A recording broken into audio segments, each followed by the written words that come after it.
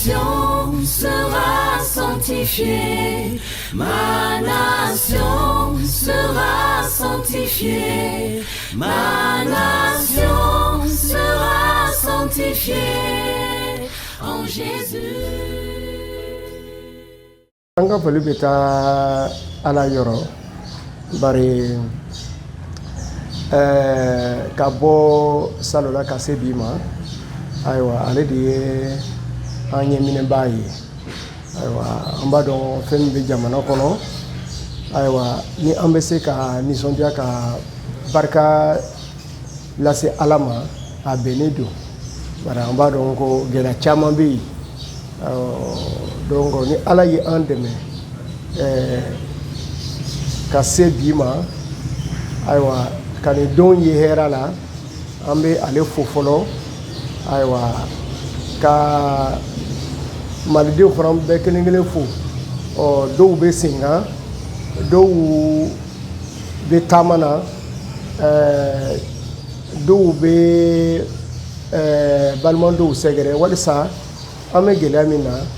ayiwa o degun ka bɔ ayiwa an kan ani ka ɲini ka an fara ɲɔgɔn kan an b'a dɔn ko mɔgɔ dɔw tɛ sunɔgɔ o kosɔn u bɛ taama na su ani tile bɛɛ b'i se la ayiwa donc bi ye o foli ye ka lase ala ma ani ka lase jama bɛɛ ma n'a bɛ se ka kɛ an bɛɛ b'a dɔn an bɛ degun min na. Ayiwa gɛlɛya an tun ma sigi ni nin ye ayiwa san joli sisan hali i bɛ bɔ dugu dɔ la ka taa dugu dɔ la o ye gɛlɛya ye i t'a dɔn ni yɛrɛ bɛ se ayiwa mɔgɔw kɔni bɛ taama ka kɛ ni ala jigi ye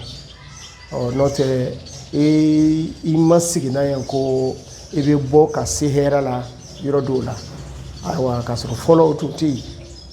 nka bi ni an kan ka welewele da maliyɛnw ye ayiwa o de ye ko an bɛɛ y'a dɔn nin waatiw la ko hɛrɛ ka fisa ni balawu ye o tɛ donc hɛrɛ bɛ ɲini don o don an ka kɛtaw ni an ka kumafɔtaw an ka miiriliw ayiwa o bɛ an ka hɛrɛ wala an ka hɛrɛ sɔrɔbaliya o b'o sinsin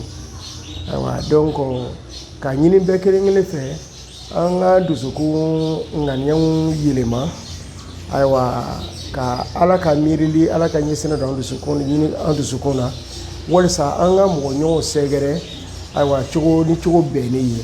ayiwa an ka se ka bolo di ɲɔgɔn ma wala ka ɲɔgɔn dɛmɛ i bɛ sigi o sigi la walisa bɛɛ kelen kelen ka ni jamana nisɔndiya ani a sigi cogoya hɛrɛ sɔrɔ ayiwa o de b'a to ko an bɛ se ka kɛ kelen ye an mago bɛ kelennaya sisan ayiwa an b'a dɔn ko fɔlɔ an tun b'o cogo mɛ sisan ayiwa gɛlɛya donna nka an bɛ ala deli walisa an bɛ kelen ka an dusukun kɛ kelen ye walisa an ka o hɛrɛ sɔrɔ o de ye n ka weleweleda ye. Vivement san wɛrɛ waati nataw la ayiwa ala k'an dɛmɛ an ka bolodi ɲɔgɔnma sinsin ayiwa an k'a dɔn ko a ka gɛlɛn nka a bɛ se ka kɛ ni an bɛ sɔnna an jalaki ma ayiwa k'a fɔ ko ne jo t'a la nka ni adamaden bɛ jɔ u ka feere la tiɲɛ na ayiwa k'a fɔ jɔn ko ala k'a fɔ tiɲɛ i jo t'a la hali ala. Ni ko ala bɛ sɔn adamaden ma o de ye nin adamaden bɛ jɔ a ka fili la de n'an bɛ jɔ an fili la sɛbɛ la ayiwa mɔgɔw dusukun bɛ ɲɔgɔn sɔrɔ nka ni an ka fili tɛ an ka hɛrɛ ɲinini wala an ka jɔ an ka fili la tɛ sɛbɛ ye hali i bɛ ka fɔ min ye a b'a dɔn ko sɛbɛ tɛ o a t'a dusu suma o nka ni anw de ye ɲɔgɔn jogi an ye ɲɔgɔn hakɛw ta cogo dɔ la ni an jɔra an ka filiw la sɛbɛ la a cogoya la o bɛ mɔgɔw wasa ani an bɛna o ye nka mɔdifa ani fɛn wɛrɛ dama t'a ɲɛ o de kosɔn n bɛ welewele dali kɛ tiɲɛ na n'a mana ɲɛ min kɔ an ka jɔ an ka feere la ni an ye min mako sa an ka fɔ tiɲɛ an jo t'a la i b'o jɔ deli ala fɛ n'an m'o kɛ ten ni an b'an disi gosi hali bi ayiwa bɛɛ bɛ jɔ a ka a jɔyɔrɔ la a tɛ sɔn ka bɔ a nɔ na o dun tɛna ɲɛ o de ye welewele dali ye maliyɛnw an ka sɔn an ka fɔ jɔn kɔ ala ni i filila n'i ye min hakɛ ta a fɔ tiɲɛ na i ye hakɛ ta ala yɛrɛ ka di ala ye o de ye ne welewele dali ye ala ye dugawu ye. An bɛ ala fɔlɔ fo ani ka barika da ye ala ye anw si jɔ ka ɲinan kɔnɔ ka se sɛptanburu kalo tile 22 ma o min bɛ an hakili jigin an ka yɛrɛma hɔrɔnya tali la san 1960 san na san o san a bɛ ɲɛnamaya Mali kɔnɔ yan ani tiɲɛna an bɛ nisɔndiya k'a fɔ ko ala ye ɲinɛta fara an si kan an bɛ nisɔndiya o la kosɛbɛ ka foli di ala ma weleweledakan min bɛ ne bolo ka lase maliyɛnw bɛɛ ma o ye ka an wele an bɛɛ lajɛlen ka jɛ k'an bolo di ɲɔgɔn ma ka ɲɛnamaya ɲɔgɔn fɛ balimaya min ni o bɛ Mali in kɔnɔ kabini lawale la an ka hakili tɛ o la an ye mɔgɔ kelen kɔw de ye mɔgɔ kelen bɔnnaw de ye anw ye an welelen don ka ɲɛnamaya ɲɔgɔn fɛ walasa Mali ka se ka a ka hɛrɛ n'a ka basigi sɔrɔ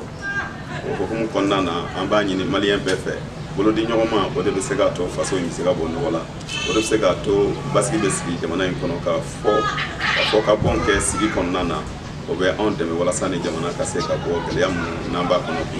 janko n'an b'a kɛ ka anw ɲɛsinnen to ka dɛmɛ ɲini ka bɔ ala fɛ n'an b'a kɛ k'an to hukumu kɔnɔna na i b'a ye k'a fɔ ko Mali bɛ se ka a ka basigi sɔrɔ basigi in tɛ sɔrɔ dɔwɛrɛ la a tɛ sɔrɔ farafarali la a tɛ sɔrɔ fɛn wɛrɛ la a bɛ sɔrɔ fɛn kelen min na o ye an ka bɛn kelen ma k'an bolo di ɲɔgɔn ma k'a dɔn k'an ye balimaw ye siya bɛɛ ka o faamuya ni o faamuyara i b'a ye k'a fɔ ko yanni san wɛrɛ san yɛlɛma fɛn t'i cɛ i b'a ye k'a fɔ ko fɛn caman bɛ yɛlɛma jamana in kɔnɔna na jamana ye tɔɔrɔ caman sɔrɔ an bɛna ye k'a fɔ ko ala ka dɛmɛ bɛ se an ma ni an bolo de bɛ ɲɔgɔn bolo n'o tɛ n'an fara la o tɛ an dɛmɛ ka ala kɛ k'an dɛmɛ kɛrɛnkɛrɛnnenya la minnu ni ala ye u garijɛgɛ don jamana in kuntigiya la sisan an bɛ welekan min bila u ma o ye nin ye tiɲɛ don jamana ka fɛɛrɛw bɛ olu de bolo bi walasa ka basigi lana jamana kɔnɔna na nka an k'a dɔn k'a fɔ ko jamana si tɛ se ka hɛrɛ sɔrɔ ni ala sen t'a la tiɲɛ don jamana caman nana k'u bolo don an fɛ ni mankan na walasa Mali ka se ka basigi sɔrɔ la nka an y'a ye k'a fɔ ko fiɲɛ bɛ adamadenw ka fɛɛrɛ dilannen na nka n'a bɛ bɔ ala la an b'a ye k'a fɔ an bɛ wasa de sɔrɔ o de kosɔn an bɛɛ ka jɛn k'an wakulu kɛ ala ye ka ala wele Mali ye janko diinɛ ɲɛmɔgɔ minnu bɛ yan k'u bɛɛ wele diinɛ caman bɛ Mali kɔnɔna na i bɛ taa sɔrɔ ga kelen kɔnɔna na kerecɛn bɛ yen silamɛ bɛ yen dɔw wɛrɛ bɛ u bɛ fakɔrɔw ka sira kan ni bɛɛ jɛra ka bolo di ɲɔgɔn ma ka bɛn o ye fɛn fɔlɔ ye ani minnu bɛ ala dɔn ala ye k'a fɔ ko u bɛ se ka diinɛ sira taama ala sira dɔ kan u bɛɛ ka jɛ u ka ala wele Mali ye jamana ɲɛmɔgɔw ka maliyɛnw ladon o sira de fɛ ka hakili ɲuman don an senkɔrɔ o sira fɛ diinɛ ɲɛmɔgɔw fana k'u jɔyɔrɔ ta o sira kelen fɛ a jɛlen don k'a fɔ ko Mali ka basigi a bɛ ala de bolo la wa an b'a ɲini ala fɛ n'an y'a ɲini ala fɛ ala bɛ se ka mɔgɔ wɛrɛw ci an ma a fɛɛrɛ ɲumanw bɛ minnu bolo ale yɛrɛ ala y'a fɛɛrɛ ɲuman n'a fɛɛrɛ di minnu ma ala bɛ se ka olu ci an ma walasa ka basigi la don jamana kɔnɔna na jamana si tɛ se ka hɛrɛ sɔrɔ ni ala sen t'a la ani ala yɛrɛ bɛ an na jija bibulu kɔnɔna na a y'a ni kuma fɔ a ka kira dɔ n'o ye Jérémie ye Jérémie kitabu sura 29 verset 7 la ko aw bɛ jamana min kɔnɔ aw sigiyɔrɔ bɛnnen bɛ yɔrɔ min ma a ko jamana ka hɛrɛ ɲini ka d'a kan aw ka hɛrɛ fana gulonnen don o jamana ka hɛrɛ la o bɛ anw dɛmɛ ka welewele dabila kɛrɛnkɛrɛnnenya la minnu bɛ kerecɛn sira kan ka welewele dabila o ma an ka jɛ an ka Mali ka hɛrɛ k'an ka hɛrɛ ye ka d'a kan n'a guanna bi a bɛ guan an bɛɛ de wa n'a sumana a bɛ suma an bɛɛ ye an ka jɛ an k'an kan kɔrɔta ala ma ka ala wele ka hɛrɛ ɲini ka bɔ ala yɔrɔ ka basigi ɲini ka bɔ ala yɔrɔ ka ɲɛsin an ka faso hali bi ka an wele an k'an tigɛ di ɲɔgɔn ma farali tɛ se ka se sɔrɔ jamana si kɔnɔ ko jamana bɛ lafiya an ye balimaw ye an ye juru kelenw de ye an ka o faamuya siya ko tɛ yen siya bɛɛ bɔra cɛ kelen de la ni jamana kɔnɔna na an ka ɲɛnamaya ɲɔgɔn fɛ an ka sɔn o ma danfara minnu bɛ an ni ɲɔgɔn cɛ an ka siyaw laadaw cogoya la an ka ɲɔgɔn bonya o danfaraw kɔnɔna na k'an bolo di ɲɔgɔn ma an ka fɛn kelen sɔrɔ o kɛ an foroba ye o ye faso in de ye an bɛɛ ka jɛ k'an bolo di ɲɔgɔn ma faso ka hɛrɛ de kosɔn ka d'a kan hali n'a sɔrɔ k'an ye siya caman faralen ɲɔgɔn kan fɛn kelen bɛ an bolo an bɛɛ jɛ min ye o ye Mali ye an kana to o Mali ka dingɛ ka taa kini wala ɲuman fɛ an ka an bolo di ɲɔgɔn ma walasa Mali jɔlen ka to o de da ka di an bɛɛ lajɛlen na. L'Ordre me veut les meilleurs à toutes les Maliennes, à tous les Maliens, à tous les gouvernants comme gouvernés, à tout le monde, je veux dire à tout le peuple malien. Bonne fête d'indépendance à tous ces différents acteurs, à tous ces partenaires, à tous ceux qui luttent pour la libération du Mali, puisque nous fêtons notre indépendance. 61 ans, ce n'est pas petit. Donc nous souhaitons vraiment encore bonne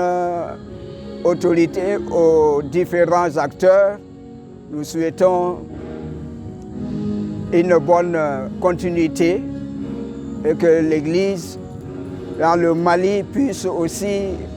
faire toujours ses preuves dans son existence. Et nous souhaitons bonne fête à l'armée malienne aussi, qui fait de son mieux pour nous protéger. Nous souhaitons que les choses avancent, que les choses puissent aller toujours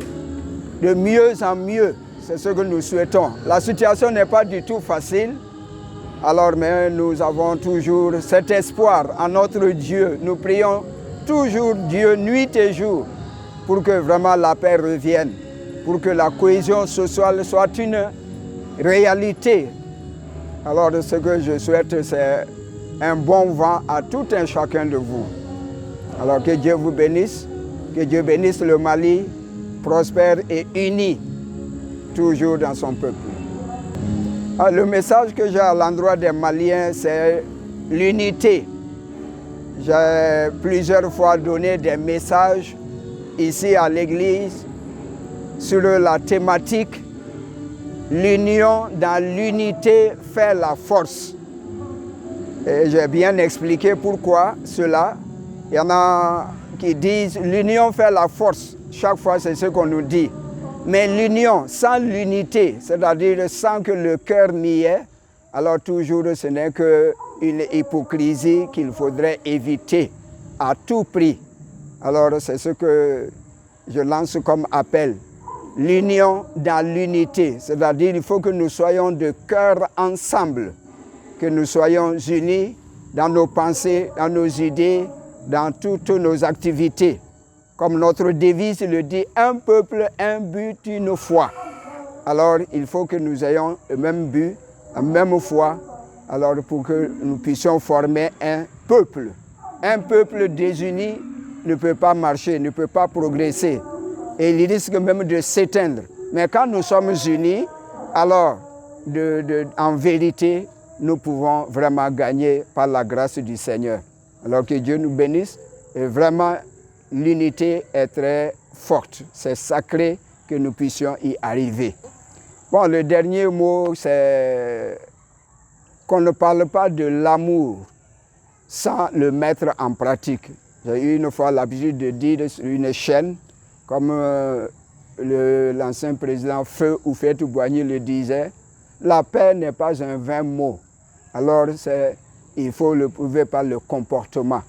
C'est dans notre comportement, dans notre vie quotidienne, dans notre vécu quotidien, que nous pouvons parler de la véritable paix, dans l'amour. Et la parole de Dieu dit « amour sans hypocrisie ». Aujourd'hui, ce qui nous tue, c'est l'hypocrisie. Alors ça, vraiment, je le déplore. Alors, chers Maliennes, Maliens, unissons-nous et restons dans l'unité, dans l'amour, et l'amour sans hypocrisie. Dire ce qu'on veut dire et faire autrement, alors ça relève de l'hypocrisie qu'il faudrait éviter à tout prix pour que nous puissions arriver à une véritable unité. Donc, dans cette unité, dans notre union-là, ça fera la force et c'est là que nous allons gagner par la grâce du Seigneur. Alors que Dieu vous bénisse et merci beaucoup. Nos vœux pour la souveraineté nationale, pour l'indépendance de notre pays, nos vœux sont nombreux,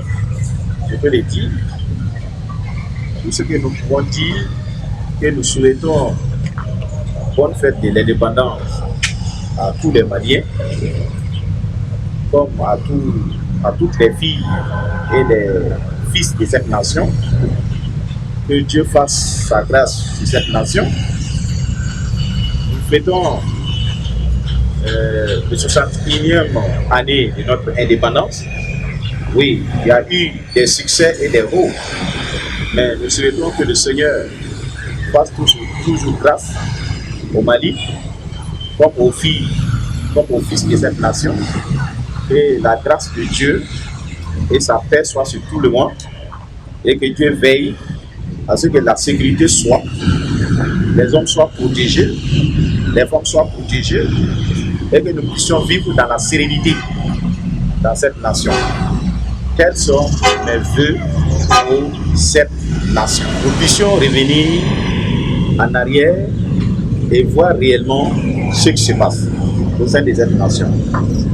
Et nous demandons à toutes les filles et les fils de cette nation de se pardonner d'abord mutuellement. Quand nous nous pardonnons mutuellement, et que si l'amour de la patrie est dans nos cœurs, nous pouvons faire grandes choses. Mais si chacun cherche son propre intérêt dans cette nation, nous n'allons jamais nous en sortir.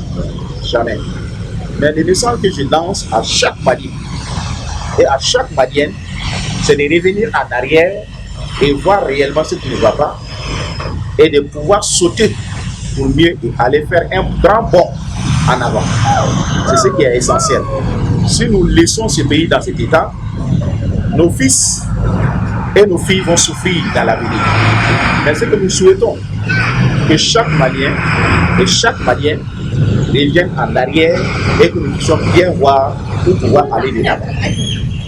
Voici le message que je peux lancer à l'intention des Maliens et des Maliennes. Et que nous voulons que Dieu fasse sa grâce sur le Mali. Et que notre prière est que cette nation soit restaurée dans sa souveraineté totale. Merci beaucoup. Mon pays sera restauré.